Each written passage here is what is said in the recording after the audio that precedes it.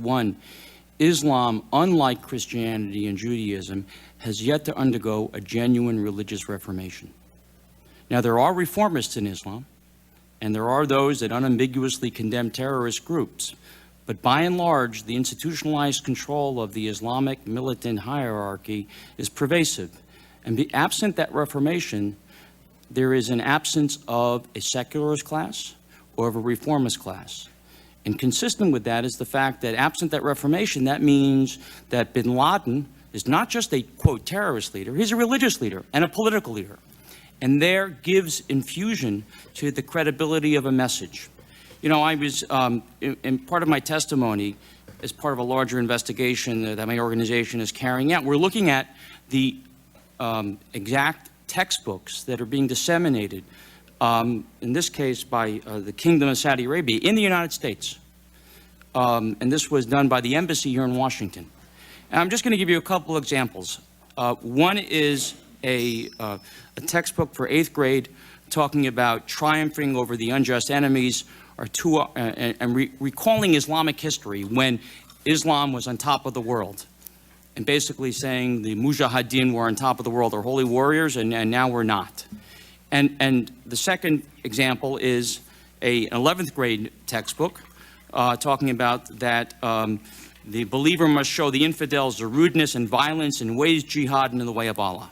Now, this doesn't reflect Islam intrinsically. It reflects the interpretation of Islam by the militants, who unfortunately have disproportionate control. The question is, what will dislodge them? What will discredit them?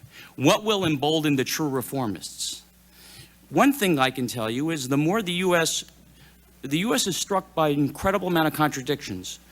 In Egypt, we have been pumped in a lot of money, increasingly amounts of money, close to $2.5 billion a year.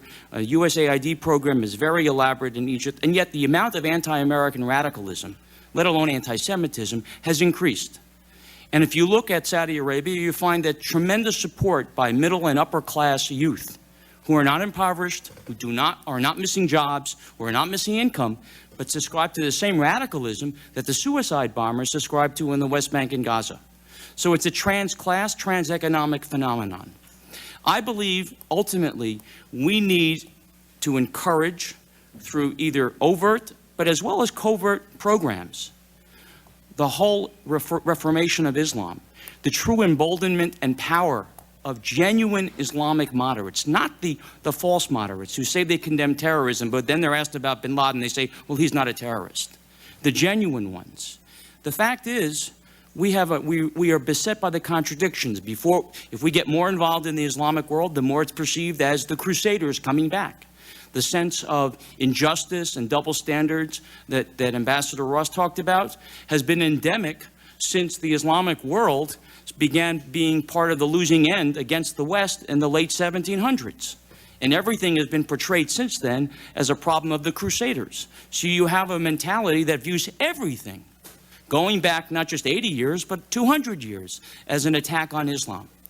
Nothing we do, whether it's Radio al-Sawa or another type of, which I think is a good thing, but not sufficient at all, is going to counter the effective control on the media, Islamic institutions, educational institutions that Rachel just talked about, that are deeply embedded within the societies in that area. Now, we can ask for a secularized curricula, but the bottom line is they're not going to accept it. Because to accept secularism, as Qaradawi said, is to accept the defeat of Islam. So the question is, how do we discredit the militants? How do we embolden the moderates? How do we foster a genuine reformation in Islam?